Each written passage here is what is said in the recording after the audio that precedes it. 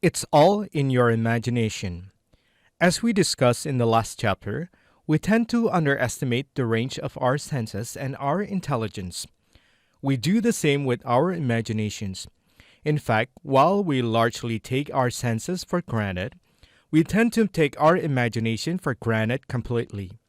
We'll even criticize people's perceptions by telling them that they have overactive imaginations or that what they believe in all in their imagination. People will pride themselves on being down to earth, realistic, and no nonsense, and deride those who have their heads in the clouds. And yet, far more than any other power, imaginations is what sets human beings apart from every other species on earth. Imagination underpins every uniquely human achievement. Imagination led us from caves to cities, from bone clubs to golf clubs, from carrion to cuisines, and from superstition to science. The relationship between imagination and reality is both complicated and profound, and this relationship serves a very significant role in the search for the element. If you focus on your actual physical surroundings, you generally assume, I'm sure, that there's a good fit between what you perceive and what's actually there. This is why we can't drive cars on busy roads, get what we're looking for in shops, and wake up with the right people. We know that in some circumstances, through illness, delirium, or excessive use of controlled substances, for instance, even that assumption can be mistaken, but let's keep moving forward for now. We know too that we can routinely step outside of our immediate sensory environment and conjure mental images of other places and other times. If I ask you to think of your best friends at school, your favorite food, or your most annoying acquaintance, you, you can do that without having any of those things directly in front of you. This process of seeing in our mind's eye is the essential act of imagination. So, my initial definition of imagination is the power to bring to mind things that are not present to our senses. Your response to this might very well be duh, but that will be an appropriate response, but it helps make a critical point that perhaps more than any other capacity, imagination is the one we take for granted most. This is unfortunate because imagination is vitally important to our lives. Through imagination, we can visit the past, contemplate the present, and anticipate the future. We can also do something else of profound and unique significance. We can create. Through imagination, we not only bring to mind things that we have experienced, but things that we have never experienced. We can conjecture, we can hypothesize, we can speculate, and we can suppose. In a word, we can be imaginative. As soon as we have the power to release our minds from the immediate here and now, in a sense, we are free. We are free to revisit the past, free to refrain the present, and free to anticipate a whole range of possible futures. Imagination is the foundation of everything that is uniquely and distinctively human. It is the basis of language, the arts, the science, systems of philosophy, and all the vast intricacies of human culture. I can illustrate this power with an example of cosmic proportions. Does size matter? What's the purpose of life? This is another good question. It doesn't seem to bother other species much, but it bothers human beings quite a bit. The British philosopher Bertrand Russell presented this question simply and brilliantly. It's in three parts, and it's worth reading twice. Is man what he seems to the astronomer, a tiny lump of impure carbon and water crawling impotently on a small and unimportant planet, or is he what he appears to Hamlet? Is he perhaps both at once? You'll have to forgive the male language here. Russell wrote this a long time ago when he didn't know people might frown upon it later. Russell's three questions capture some of the core puzzles of Westerns. though not necessarily Eastern philosophy. Is life essentially ex- accidental, accidental and meaningless, or is it as profound and mysterious as Shakespeare's great tragic hero believed it to be? I'll come back to help Hamlet in a minute. Let's look first at this idea of inhabiting a small and unimportant planet. For years now, the Hubble telescope has been beaming back to Earth thousands of dazzling images of distant galaxies, white dwarfs, black holes, nebulas, and pulsars. We've all seen spectacular documentaries about the facts and fantasies of space travel, all framed with ungraspable statistics about billions of light years and infinite distances. Most of us now get the point that the universe is gigantic. We also get the point that Earth is relatively small. But how small? It's very hard to get a clear sense of this because these planets, as with everything else, size is relative. Given the immense distances between us and the other heavenly bodies, it's difficult to have much of a basis for comparison. I was delighted to come across a great set of images that helped me get a sense of the relative size of the Earth. Someone had the bright idea of taking distance out of the equation altogether by plucking the Earth and some other planets out of the cosmos and laying them side by side on the floor like a team photograph. In this way, we get some sense of the scale of things, and it's frankly surprising. Here's the first image. This Earth, this is Earth sitting down with some of our immediate neighbors. We're looking rather good here, especially in relation to Mars and Mercury. I think too that we're less worried than ever about being invaded by Martian hordes. Bring it on, I'd say. Pluto, by the way, is no longer a planet, and we can see why in these pictures. What we were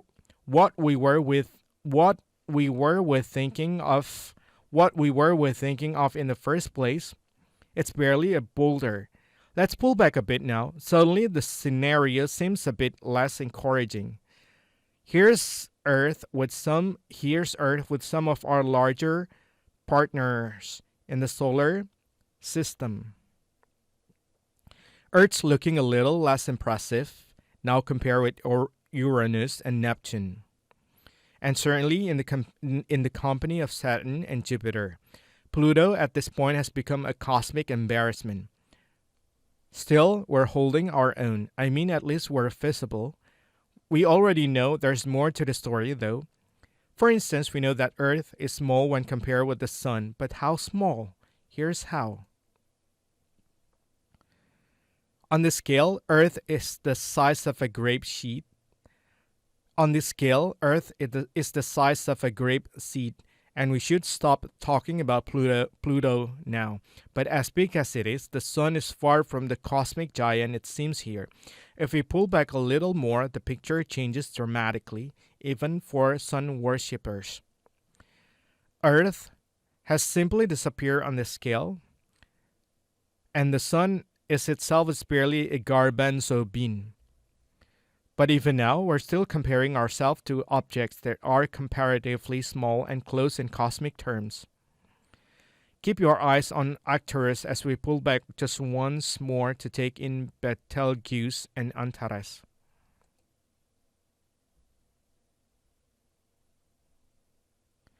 On this scale, the Sun is a grain of sand, and Arcturus is a kumquat. Antares, by the way, is the 15th brightest star in the sky. It is more than 1,000 light years away. Astronomers would say it is only 1,000 light years away. A light year, you'll recall, is the distance that a beam of light travels in a year. That's far, so 1,000 light years sounds impressive, especially if you are Pluto. But it's actually not much. But it's actually not much in galactic terms. Compare it with this final image, which is from the Hubble telescope. This is an image of the Magellanic Cloud, one of the closest galaxies to our Milky Way. a near neighbor in the scheme of things. Scientists estimate the Magellanic Cloud to be about 170,000 light years across. It's almost impossible to picture the size of Earth on this scale. It's pitifully, unimaginably, undetectably small. And yet, we can take away some encouraging things from this. One is a bit of perspective. I mean, really, whatever you woke up worrying about this morning, get over it. How important in the greater scheme of things can it possibly be? Make your peace and move on. The second is this. At first glance, these images do indeed suggest that the answer to Russell's first question might be yes. We certainly do seem to be clinging to the face of an extraordinarily small and unimportant planet. But that's not really the end of the story.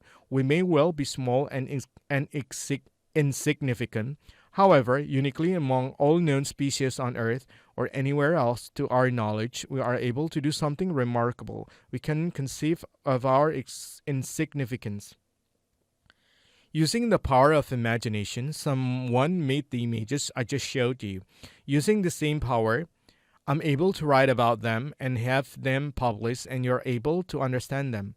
The fact, too, is that as a species, we produce the Hamlet of which Russell speaks, as well as Mozart's Mass in C, the Blue Mosque, the Sistine Chapel, the Renaissance, Las Vegas, the Silk Road, the poetry of Yeats, the plays of Chekhov, the blues, rock and roll, hip-hop, the theory of relativity, the theory of relativity, quantum mechanics, industrialism, The Simpsons, digital technology, the Hubble telescope, and the whole dazzling cornucopia of human achievements and aspirations. I don't mean to say that no other species on Earth has any form of imaginative ability, but certainly none comes close to showing the complex abilities that flow from the human imagination. Other species communicate, but they don't have laptops. They sing, but they don't produce musicals. They can be agile, but they didn't come up with Cirque du Soleil. They can look worried, but they don't publish theories on the meaning of life and spend their evenings drinking Jack Daniels and listening to Miles Davis. And they don't meet at water holes, poring over images from the Hubble telescope and trying to figure out what those might mean for themselves and all other hyenas. What accounts for these yawning differences in how humans and other species on our small planet think and behave? My general answer is imagination, but this is really about the much more sophisticated evolution of the human brain and the highly dynamic ways in which it can work. The dynamics of human intelligence account for the phenomenal creativity of the human mind, and our capacity for creativity allows us to rethink our lives and our circumstances and to find our way to the element. The power of creativity. Imagination is not the same as creativity. Creativity takes the process of imagination to another level.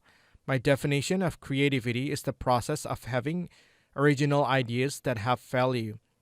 Imagination can be entirely internal. Imagination can be entirely internal.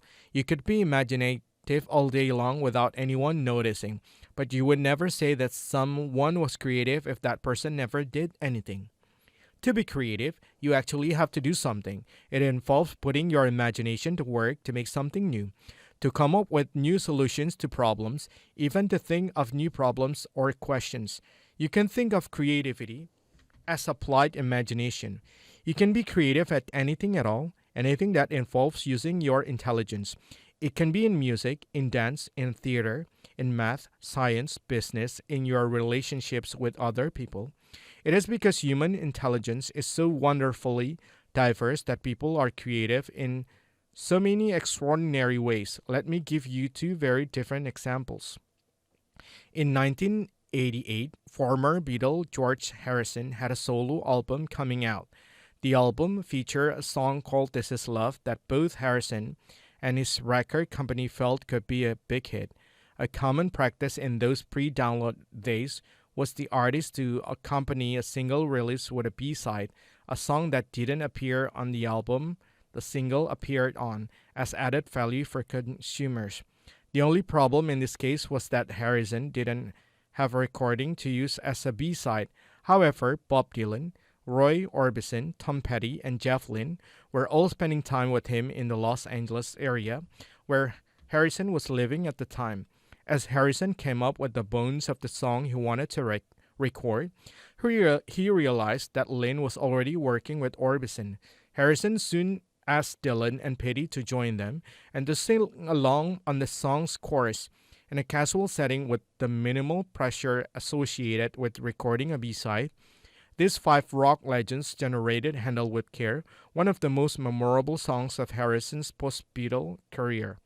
When Harrison played the song a few days later for Mo Austin, chairman of Warner Brothers Records, and Lee Waronker, head of A&R, the two were stunned. Not only was the song much too good to serve as a lowly B-side, but the collaboration generated sound at once easygoing and brilliant that begged for a grander platform. Austin and Waronker wondered to Harrison if the team that created Handle with Care could generate an entire album. Harrison found the idea intriguing and took it back to his friends.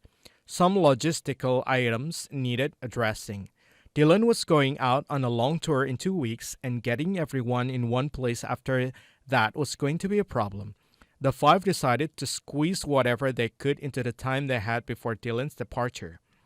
Using a friend's studio, they laid down the tracks for the entire album. They didn't have months to dedicate to polishing the songwriting, doing dozens of alternate takes, or worrying over a guitar part. Instead, they relied on something much more innate, the creative spark generated by five distinctive musical voices joining together. They all collaborated on songs, each donated vocal harmonies, guitar lines, and arrangements. They fed off each other, goaded each other, and most importantly, had a great time. The result was a recording that was both casual. The song seemed invented on the spot and unmistakably classic. In fitting with the relaxed nature of the project, the five decided to downplay their stardom and to call their makeshift band the Traveling Wilburys. The album they recorded went on to sell 5 million copies and spawn multiple hit singles, including Handle with Care. Rolling Stone magazine named The Traveling Wilburys one of the 100 best albums of all time. I think that this is a great example of the creative process at work. Here's another one that seems completely different. In the early 1960s, an unknown student at Cornell University threw a plate into the air in the university restaurant. We don't know what happened after that to the student or to the plate. The student may have caught the plate with a smile, or it may have shattered on the floor. Either way, this would not have been an extraordinary event, but for the fact that someone extraordinary happened to be watching it. Richard Feynman was an American physicist and one of the undisputed geniuses of the 20th century. He was famous for his groundbreaking work in several fields, including quantum electrodynamics and nanotechnology. He was also one of the most colorful and admired scientists of his generation, a juggler, a painter, a prankster, and an exuberant jazz musician with a particular passion for playing the bongos. In 1965, he won the Nobel Prize in Physics. He says this was partly because of the flying plate. That afternoon, while I was eating lunch, some kid threw up a plate in the cafeteria. Feynman said there was a blue medallion on the plate, the Cornell sign, and as he threw up the plate, and it came down, the blue thing went around, and it seemed to me that the blue thing went around faster than the wobble. And I wonder what the relation was between the two. I was just playing, no importance at all, but I played around with the equations of motion of rotating things, And I found out that if the wobble is small, the blue thing goes around twice as fast as the wobble goes round. Feynman jotted some thoughts down on his napkin, and after lunch he got on with his day at the university. Some time later, he looked again at the napkin and carried on playing with the ideas he'd sketched out on it. I started to play with this rotation, and the rotation led me to a similar problem of the rotation of the spin of an electron according to Dirac's equation, and that just led me into quantum electrodynamics, which was the problem I had been working on. I kept continuing now to play with it in the relaxed fashion I had originally done, and it was just like taking the cork out of a bottle. Everything just poured out, and in very short order, I worked the things out for which I later won the Nobel Prize. Apart from the fact that they both spin around, what do making records and understanding electrons have in common that can help us understand the nature of creativity, as it happens quite a lot? Creative dynamics. Creativity is the strongest examples of the dynamic nature of intelligence, and it can call on all areas of our minds and being. Let me begin with a rough distinction. I said earlier that many people think they're not creative because they don't know what's involved. This is true in two different ways. The first is that there are some general skills and techniques of creative thinking that everyone can learn and can apply to nearly any situation. These techniques can help in generating new ideas, in sorting out the useful ones from the less useful ones, and in removing blocks to new thinking, especially in groups. I think of these as the skills of general creativity, and I'm going to say more about them in a chapter on education. What I want to discuss in this chapter is personal creativity, which in some ways is very different. Faith Ringgold, the Traveling Wilburys, Richard Feynman, and many of the other people in this book are all highly creative people in their own unique ways. They work in different domains, and individual passions and aptitudes drive them. They have found the work they love to do and discovered a special talent for doing it. They are in their element, and this drives their personal creativity. Having some understanding of how creativity works in general can be instructive here. Creativity is a step beyond imagination because it requires that you actually do something rather than lie around thinking about it. It's a very practical process of trying to make something original.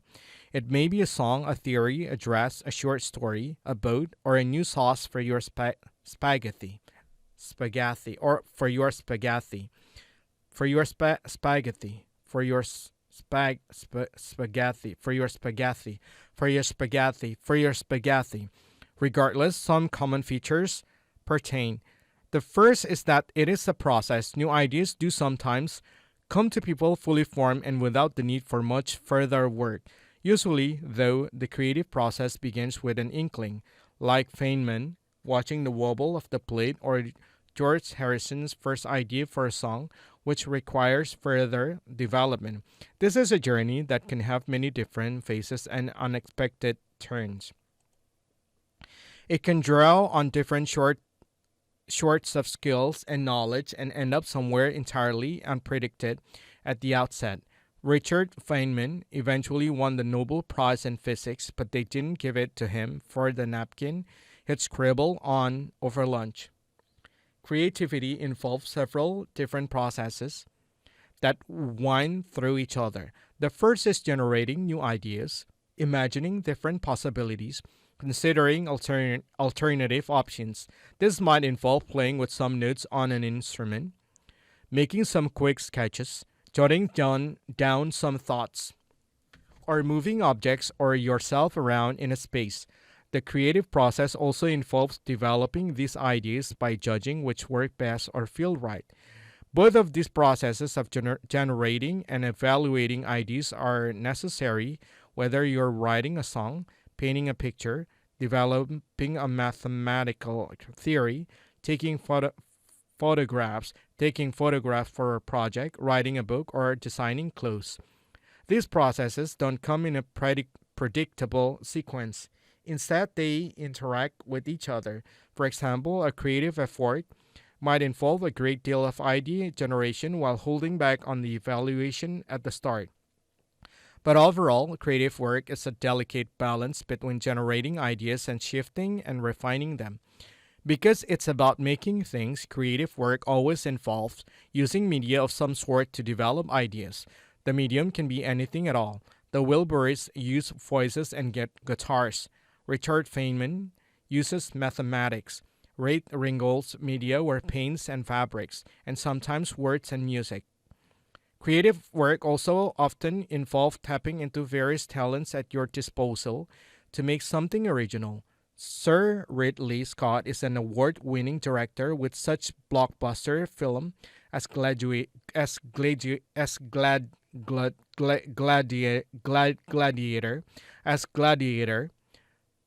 Blade Runner, Alien, and Thelma and Louise. To his credit, his films have a look distinct from other film directors. The source of this look is his training as an artist. Because of my background in fine art, he told me I have very specific ideas about making films. I've always been told I have this eye. I've never thought about what it is, but I'm usually accused of being too pretty or too beautiful or too this or too that. I've gradually realized that this is an advantage. My first film, The Dwellers, was criticized for being too beautiful. One critic complained about the overuse of filters. Actually, there were no filters used. The filters were 59 days of pissing rain. I think what he was taken by was how I look at the French landscape. Probably the best photographers of the Napoleonic period would be painters. So I look at the Russian painters of Napoleon going to the front on that disastrous journey to Russia. A lot of great 19th century views of that, frankly, just photographic. I would take everything from those and apply that to the film. People who work creatively usually have something in common. They love the media they work with. Musicians love the sounds they make. Natural writers love words. Dancers love movement. Mathematicians love numbers. Entrepreneurs love making deals. Great teachers love teaching. This is why people who fundamentally love what they do don't think of it as work in the ordinary sense of word. In the ordinary sense of the word. They do it because they want to, and because when they do, they are in their element. This is why Feynman talks about working on the equation of motion just for the fun of it. It's why he talks about playing with the ideas in a relaxed fashion. The Wilburys produced some of their best work when they were just trying things out and having a good time together making music. The fun factor isn't essential to creative work. There are many examples of creative pioneers who work hardly a laugh a minute. But sometimes when they're playing around with ideas and laughing, we're most open to new thoughts. In all creative work, there may be frustration, problems, and dead ends along the way. I know some wonderfully creative people who find parts of the process difficult and deeply exasperating, but there's always profound pleasure at some point and a deep sense of satisfaction from getting it right. Many of the people I talk about in this book think they were lucky to find what they love to do. For some of them, it was love at first sight. That's why they called it a recognition of their element and epiphany. Finding the medium that excites your imagination, that you love to play with and work in, is an important step.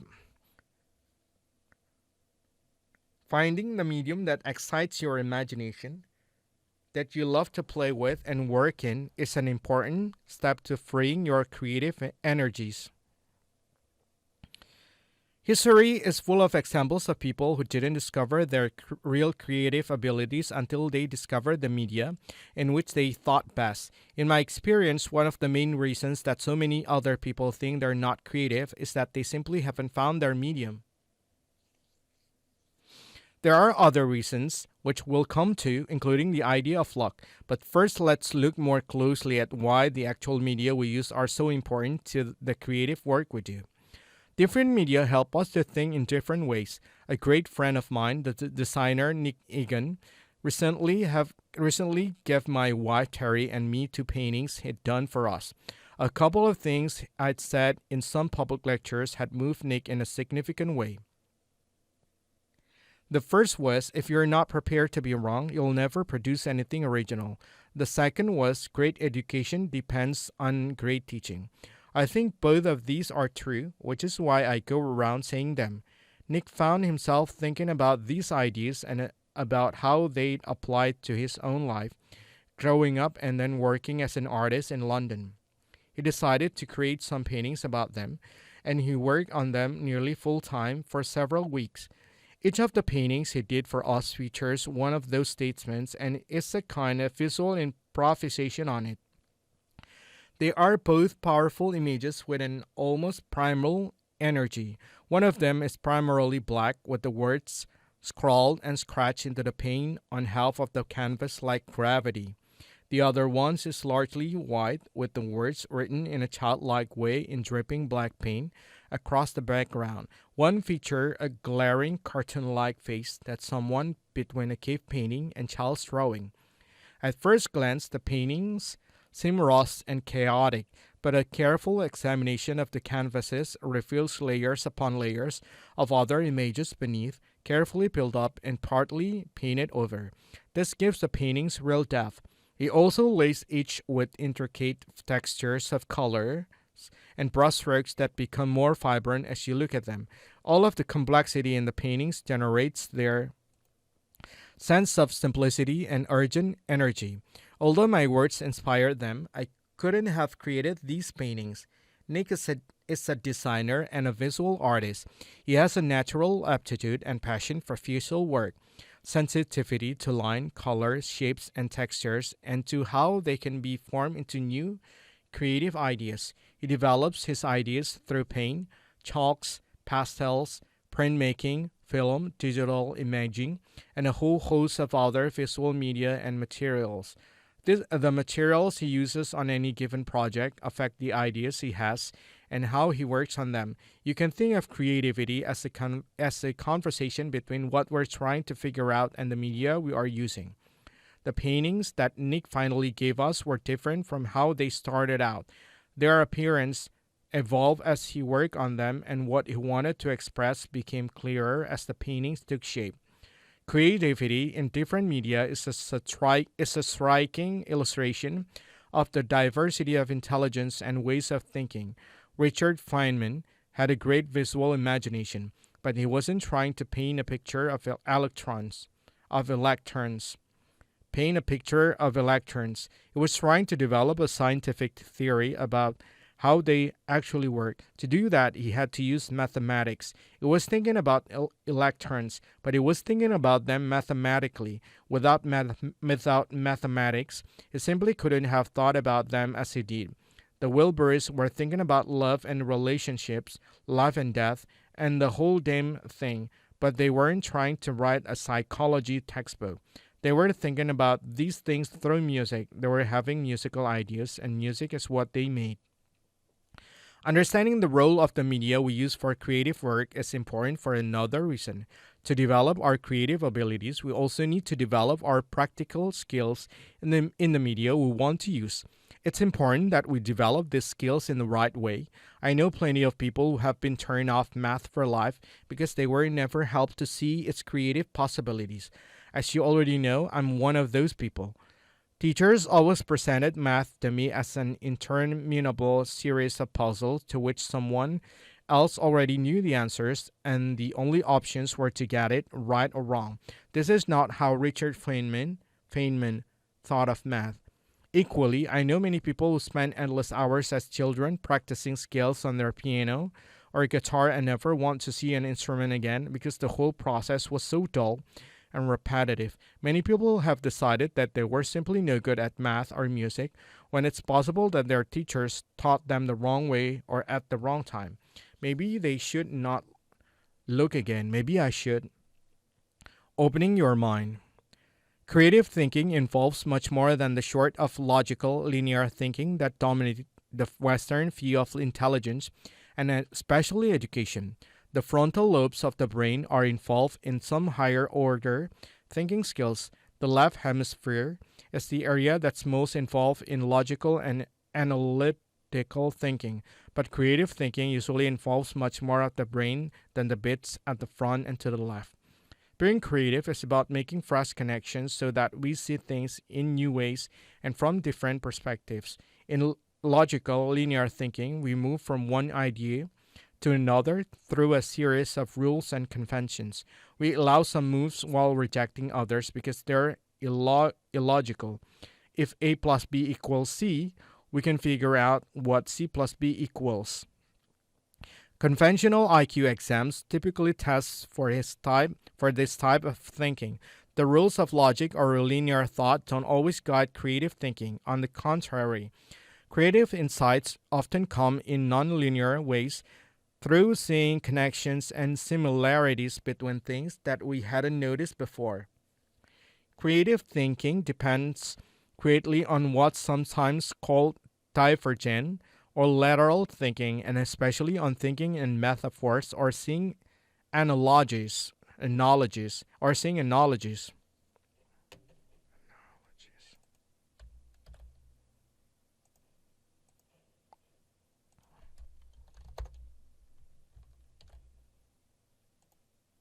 Analogies. Not analogies in metaphors or seeing analogies, or seeing analogies. This is what Richard Feynman was doing when he saw a connection between the wobbling plate and the spin of electrons. The idea for George Harrison's song Handle with Care came from a label he saw on a packing crate. I don't mean that creativity is the opposite of logical thinking. The rules of logic allow enormous room for creativity and improvisation within themselves. So do all activities that are bound by rules. Think of all the creativity in chess and in different types of sport, poetry, dance, and music, where there can be very strict rules and conventions. Logic can be very important at different stages in the creative process,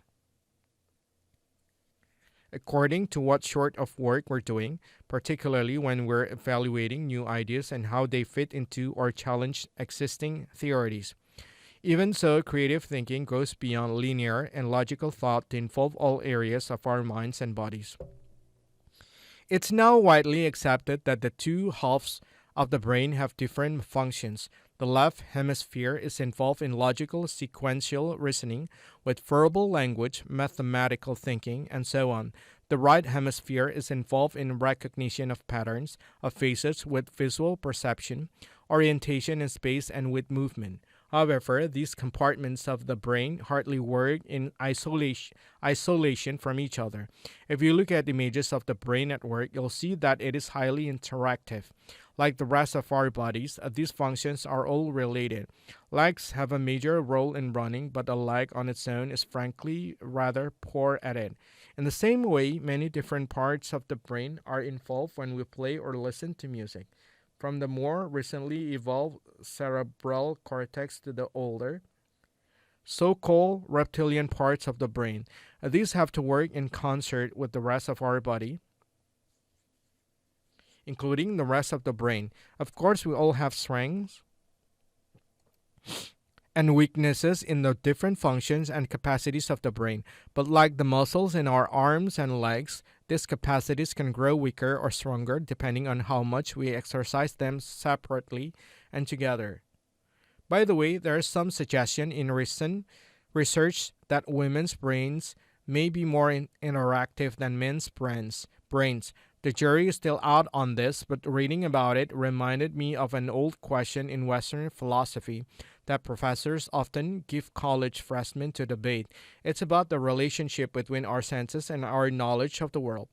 The essence of the question is whether we can know something is true if we don't have direct evidence of it through our senses.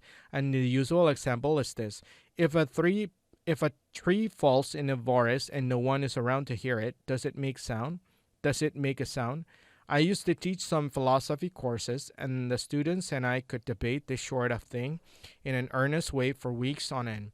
The answer, I think, is of course it does. Don't be so ridiculous. But I had tenure, so there was really no need to rush this conversation. A recent trip to San Francisco reminded me of these debates.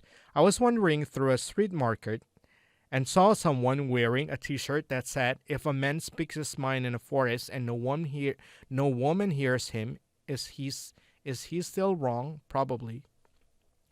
Whatever gender differences there may be in everyday thinking, creativity is always a dynamic process that may draw on many different ways of thinking at the same time. Dance is a physical, kinesthetic process. Music a sound-based art form. But many dancer and musician, but many dancers and musicians use mathematics as an integral part of their performances. Scientists and mathematicians often think in visual ways of to picture and test their ideas.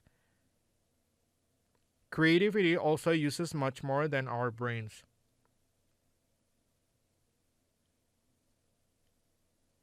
Playing instruments, creating images, constructing objects, performing a dance, and making things of every sort are also intensely physical processes that depend on feelings, intuition, and skilled coordination of hands and eyes. Body and mind, in many instances, in dance, in song, in performance, we do not use external media at all. We ourselves are the media of our creative work. Creative work also reaches deep into our intuitive and unconscious mind and into our hearts and feelings. Have you ever forgotten someone's name or the name of somewhere you've visited? Try as you may, it's often impossible to bring it to mind, and the more you think about it, the more elusive it becomes. Usually, the best thing you can do is to stop trying and put it to the back of your mind. Sometimes later, the name will probably show up in your head when you're least expecting it. The reason is that there is far more to our minds than the deliberate processes of conscious thought. Beneath the noisy surface of our minds, there are deep reserves of memory and association of feelings and perceptions that process and record our life's experiences beyond our conscious awareness. So at times creativity is a conscious effort. At others we need to let our ideas ferment for a while and trust the deeper unconscious ruminations of our minds over which we have less control. Sometimes when we do, the insights we've been searching for will come to us in a rush, like letting a cork out of a bottle. Getting it together. While you can see the dynamic nature of creative thinking in the work of single individuals, it becomes much more obvious when you look at the work of great creative groups like the Traveling Wilburys. The success of the group came about not because they all thought in the same way, but because they were all so different. They had different talents, different interests, and different sounds, but they found a process of working together where their differences stimulated each other to create something they wouldn't have come up with individually. It's in the sense that creativity draws not just from our personal resources, but also from the wider world of other people's ideas and values. This is where the argument for developing our powers of creativity moves up a gear. Let's go back to Shakespeare's Hamlet. In Shakespeare's play Hamlet, the Prince of Denmark is torn by raging feelings about the death of his father and the treachery of his mother and uncle. Throughout the play, he wrestles with his feelings about life and death, loyalty and betrayal, and his significance in the wider universe. He struggles to know what he should think and feel about the events that are engulfing his spirit. Early in the play, he greets Rosencrantz and Guildenstern, the visitors to the royal Danish court. He welcomes them with these words: "My excellent good friends, how those thou, Guildenstern? Ah, Rosencrantz, good lads, how do you both? What have you, my good friend, deserves at the hands of fortune, that she sends you to prison hither?"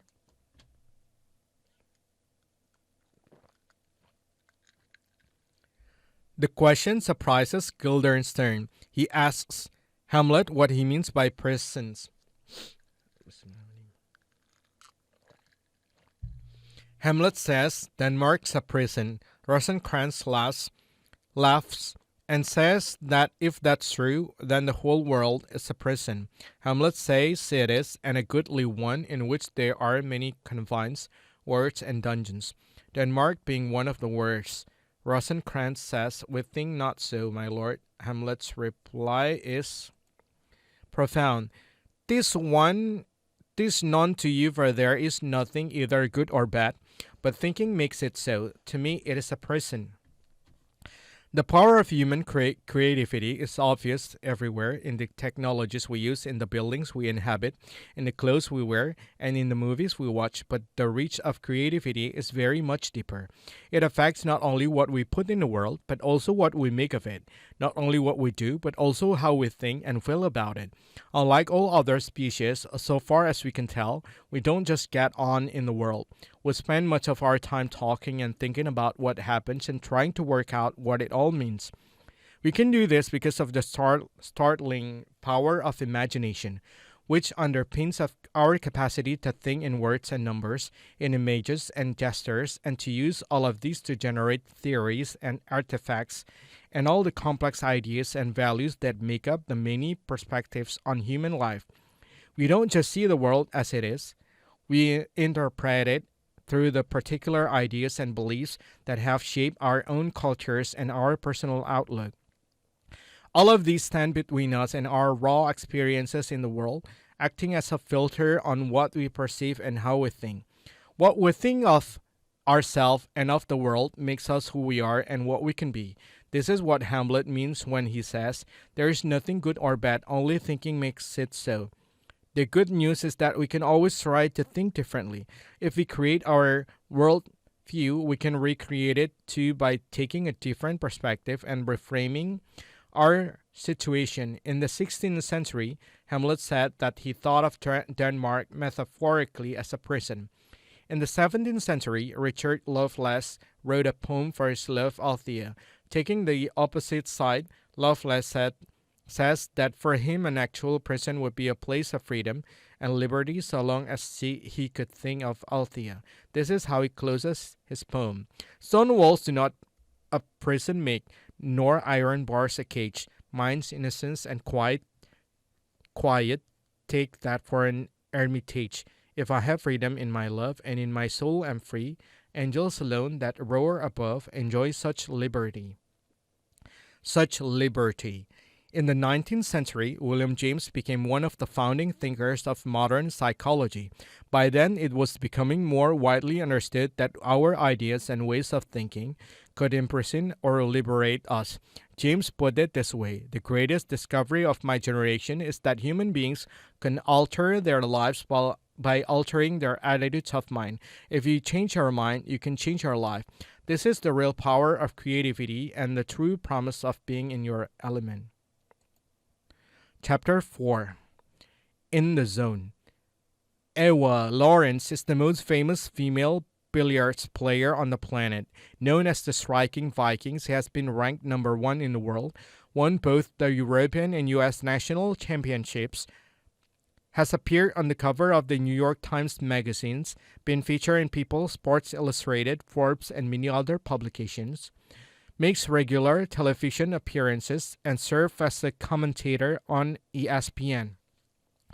Growing up in Sweden, Iwa discovered the game while trailing after her older brother. Me and my best friend Nina, we were always hanging around, just as close as friends can be. One day when I was 14, the two of us followed my brother and his friend to this bowling alley to play and decided to check it out. We were there for a while and then got really bored, and then we found out that they had gone to something called a pool room. I had never heard of pool. We followed them up there, and I remember the minute I walked in, I reacted to it right away. I loved the whole thing, this dark room with lights over each table and the clicking of the balls. I just thought it was mesmerizing right off the bat. There was this whole society there was this whole society there where everybody knew this thing about billiards, and it grabbed me right away. We were intimidated and curious, but just sat and watched everything. When you sit and watch it or do it yourself, everything disappears. It's easy for that to happen with billiards because each table is a stage. So everything around it disappeared for me, and that's all I saw. I was watching these players who knew exactly what they were doing. I realized that there is more to this than just banging the balls around and hoping something goes in. There was one guy who ran ball after ball after ball and made 60, 70, 80 balls in a row and I realized he was moving the white ball around to shoot his next shot. And somehow it clicked in. It was their knowledge and skill that really amazed me. That chess part of billiards, or playing 3, 4 moves ahead and then having to execute it on top of it. From that moment of epiphany, Ewa knew that she wanted to dedicate her life to billiards. Fortunately, her parents supported her, allowing her to spend 6 or 10 hours a day playing at a local pool room, doing her homework in between shots. People there knew I was serious about the game, so they left me alone.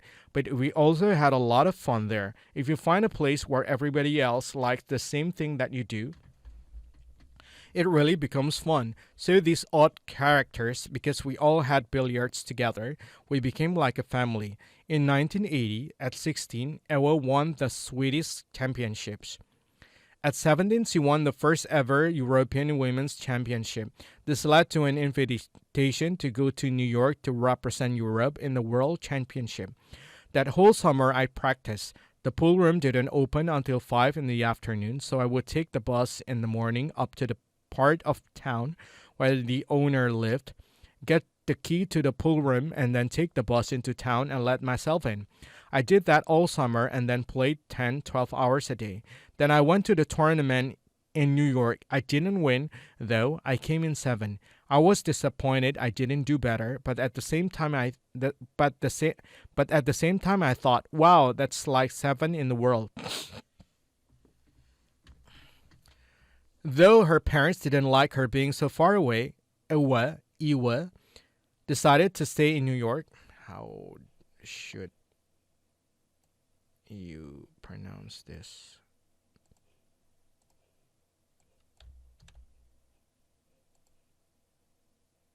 Eva Lawrence. Eva Lawrence. Eva Laurance. Eva Lawrence. Though her parents didn't like her being so far away, Eva decided to stay in New York to continue her pursuit of the sport, knowing that in the United States she would have the opportunity to play regularly against the best in the world. In addition to scoring victories, she also became a leading voice for women in billiards. Her talent, her passion, and her stunning good looks made her a media star and helped bring new levels of popularity to the game she loved. Fame and financial reward accompany Eva Lawrence on her rise to the top, but for her the biggest charge continued to be the game itself. You're almost unconscious to what's going on around you. It's literally the most peculiar feeling. It's like being in a tunnel, but you don't see anything else. You just see what you're doing. Time changes. Somebody could ask you how long you've been doing it, and you could have said 20 minutes, but it was actually 9 hours. I just don't know. I have never had it with anything before or since, even though I'm very passionate about a lot of other things. But the feeling of playing billiards is unique for me. Part of the beauty that pool offers you is how much you can learn. It's a never-ending deal. Every layout is different, so there's always something to keep you interested.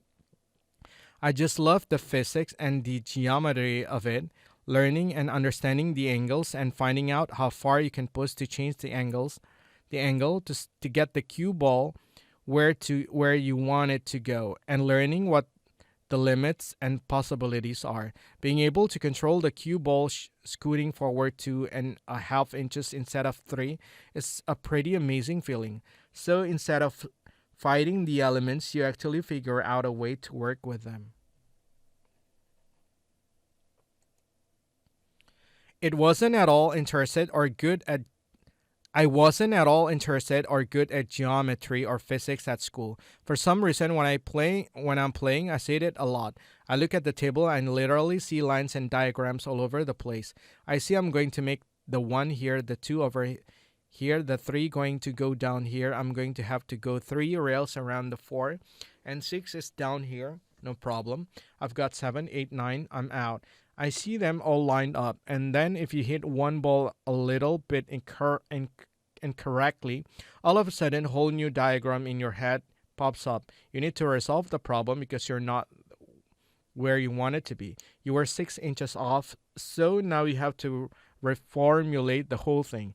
Geometry at schools did not get my attention. Maybe if I had a different teacher, it would have been different. Somebody that just said, Eva, think of it this way, or look at it this way, and you will get it. Or they could have taken our cool class to a pool room and said, check this out. But it was so boring at school. I couldn't even keep my eyes open in class, you know. But now when I give lessons to someone, I try to figure out as quickly as I can if they had hand-eye coordination. Also, are they just interested in the game, or are they interested in the geometry? Geometry.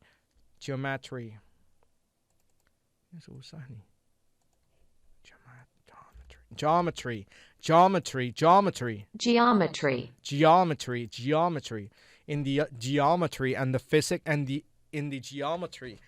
physics of it, are they math oriented? Eva has been playing billiards professionally for nearly 30 years, yet she still gets the same charge that the sport has always given her.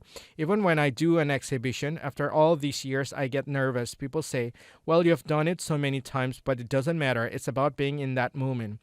Playing billiards puts Eva Lawrence in the zone, and being in the zone puts Eva Lawrence face to face with the element. The zone. To be in the zone is to be in the deep heart of the element. Doing what we love can involve all sorts of activities that are essential to the element but are not the essence of it. Things like studying, organizing, arranging, limbering up, etc. And when we're doing the things we love, there can be frustration, disappointments, and times when it simply doesn't work or come together. But when it does, it transforms our experience of the element. We become focused and intent. We live in the moment. We become lost in the experience and perform at our peak. Our breathing changes, our minds merge with our bodies, and we feel ourselves drawn effortlessly into the heart of the element. Aaron Sorkin is the writer of 2 Broadway plays, A Few Good Men and The Farnsworth Invention, 3 television series, Sports Night, The West Wing, and Studio 60 on the Sunset Strip, and 5 feature films, A Few Good Men, Malice, The American President, Charlie Wilson's War, and the soon-to-be-released Trial of the Chicago 7. He's been nominated for 13 Emmy Awards, 8 Golden Globes, and the Academy Award for Best Picture. I never set out to be a writer, he told me. I always saw myself as an actor. I got an acting degree at college. I was so passionate about this that when I was in high school, I'd take the train into New York City when I was broke and wait until the second half of a play when there would be empty seats to sneak into after the intermission. Writing for fun was not something I was ever introduced to.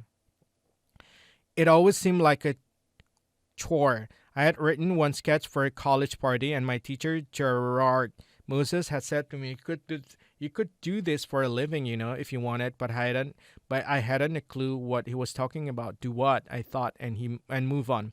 A few months after I left school, a friend of mine was going out of town. He had his grandfather's antique typewriter and asked me to hang on it for him.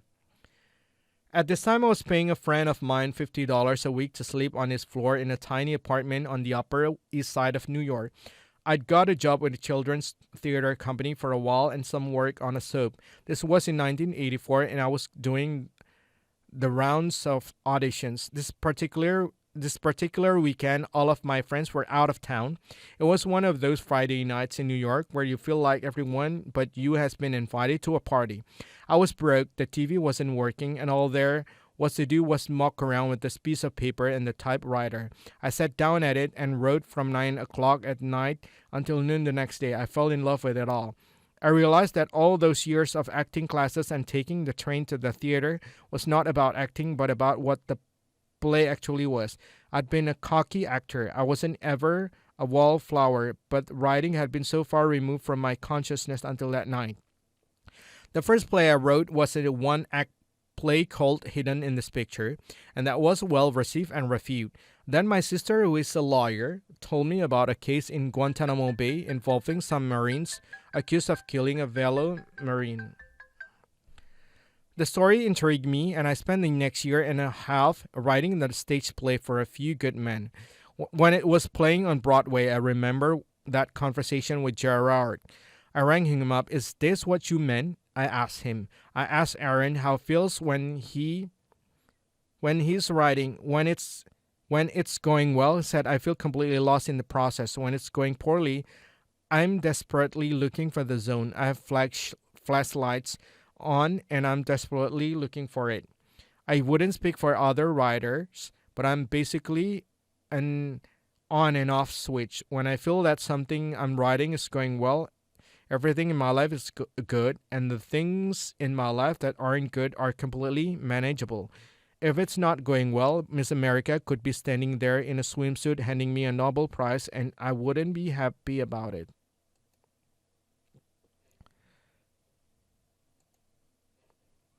Okay, that's all for now.